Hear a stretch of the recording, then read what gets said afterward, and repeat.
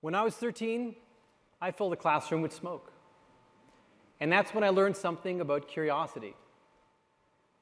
My 15-year-old brother was substituting for a Sunday science enrichment class. We had absolutely no idea what we're doing.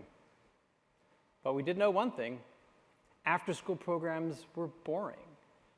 So whatever we created had to be different. Something kids would actually look forward to. That day, we filled a room with theatrical smoke, we handed out small glass mirrors, and the kid bounced 3D laser beams around the room. Lasers weren't small back then. They had vacuum tubes and heavy power supplies, metal housings. We didn't care. We took apart an old helium neon construction laser, turned it on, and as the smoke poured into the hallway, kids started pouring in. Within minutes, a quiet class of 6 became an experiment in wonder and a wait list of more than 100. I remember the smoke rolling into the hallway and kids from other classes pressing their faces against the glass, standing on their tiptoes, straining to get a glimpse of the excitement that was just outside their reach. We had sparked something that wouldn't stay contained. Looking into those fascinated faces, I realized something important. If you can get kids excited, you can get them interested. And interest is the real pathway to learning. Not bad for 2 kids with a smoke machine. That day, the idea behind Mad Science was born, not as facts to memorize, but as something to experience, to feel, to fall in love with. That moment changed everything. And looking back, I learned another truth. Curious kids, well, they become curious adults if we let them. One program became 2, then 10, then hundreds. We added birthday parties, workshops, and camps, each one more imaginative and chaotic than the last. But it wasn't the science that drew them in. It was the permission to wonder. When did we decide that curiosity is something to outgrow? Here's what I know now. As kids, we explore first and we apologize later. As adults, we ask questions first and we never explore. That's how curiosity works when you're young. Kids take apart remote controls. They break perfectly good toys. They dump entire cereal boxes just to see what's at the bottom. They explore first and they apologize later. But then something happens. Expectations, judgment, fear. And the spark that once made us dismantle the world, it gets replaced with the instinct to leave it exactly as we found it. Every scientist, every innovator, every engineer, every inventor, they all share one thing: curiosity. And usually one moment or one mentor who got them hooked. Let's zoom out for a second. Canada's future competitiveness depends on how many young people choose science, technology, engineering, or math. Without them, we import talent, or we simply stop competing. Every breakthrough started the same way, with a question no one else was asking. What if we could stop children from dying of diabetes? That question asked in 1921 led Frederick Banting, a Canadian, to discover insulin. What if information could travel instantly around the world? We built the internet. What if machines could learn? We created artificial intelligence. This isn't about Canada, it's about humanity. You get the idea. Every leap forward begins the same way. Why not? But here's the part people rarely hear. Curiosity lit the spark, but curiosity alone doesn't build anything. Curiosity doesn't pay your rent. Curiosity doesn't keep you going when the excitement fades. Hustle does. Hustle is curiosity with stamina. It's the part nobody sees. And if there's one idea I hope you remember, it's this. Curiosity isn't a personality trait. It's a discipline that builds futures.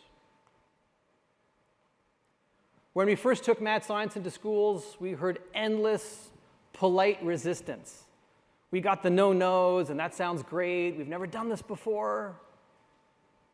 Then came hiring. Try convincing people 10 or 20 years older to work for your tiny home-based startup while you're still doing your trigonometry homework. Some weeks, we held the whole thing together with what felt like duct tape and determination. Oh, and we were broke. Completely. So we did the only thing we could. We asked. And people said yes.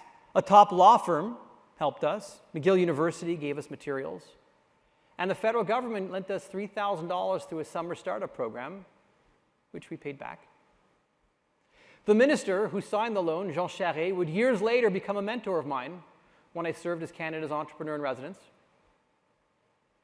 It taught me that if you're willing to ask, and you have the courage and the hustle to act on the answers, well, there's always a way to get it done. Then came franchising in the United States.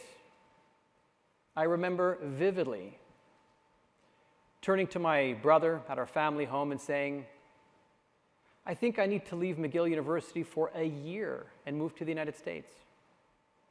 What could go wrong? It sounded confident. Inside, I was terrified. I moved to a place where I had little family, no friends, no contacts, nothing. Just a mission and a mad science birthday party kit that became my entire startup toolkit.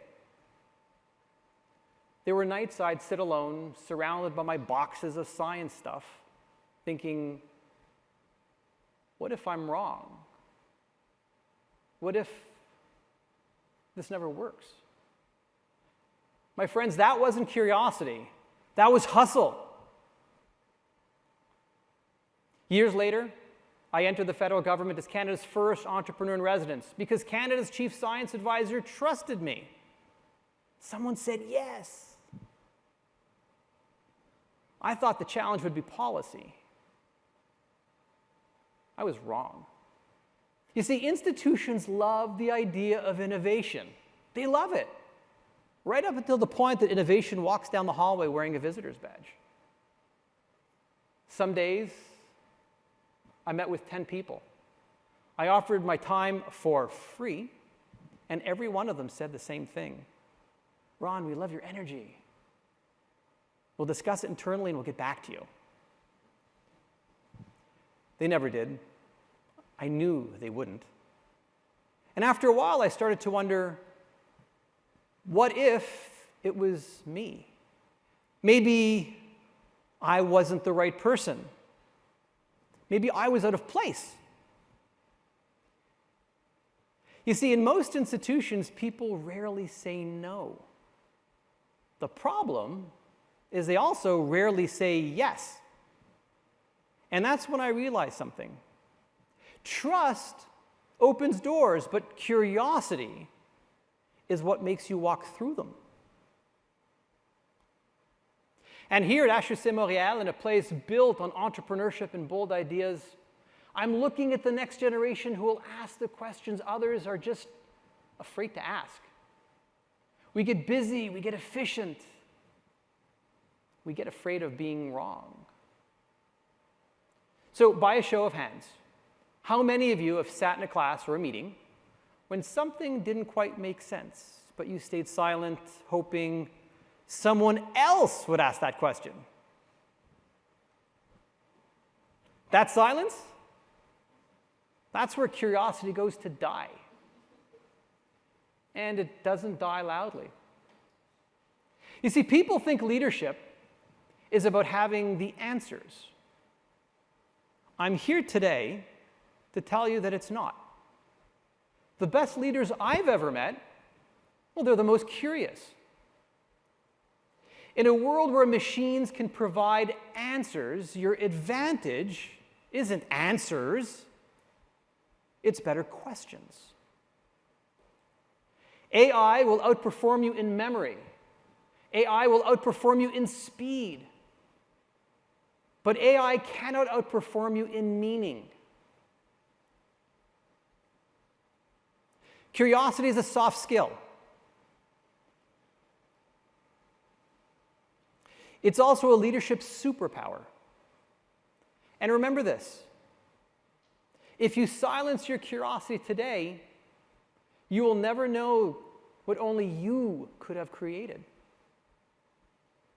So if you remember nothing else from today, I ask that you remember this. Start something, anything, before you feel ready. Replace certainty with experimentation. And follow the questions no one else is asking. Curiosity is not a talent, it's a discipline. So here's my challenge to you. Tonight, ask one question you normally wouldn't. Just one. Because one question, the right question, can change everything. 40 years ago, 2 kids in Montreal asked, what if science could be fun? It didn't change the world overnight. It changed it one classroom at a time. The world doesn't change when someone has a good idea. It changes when someone is brave enough to act on it, even if it means filling the room with smoke. The next breakthrough in science, in business, in government, it's sitting here in this room, right here, right now. The only question is whether you'll have the courage to ask it and the hustle to finish it. Because the future doesn't belong to the people who know the most. It belongs to the people who dare the most. And just like that day, we filled a classroom with smoke. Maybe the next generation begins when you create something the world can't ignore. Thank you.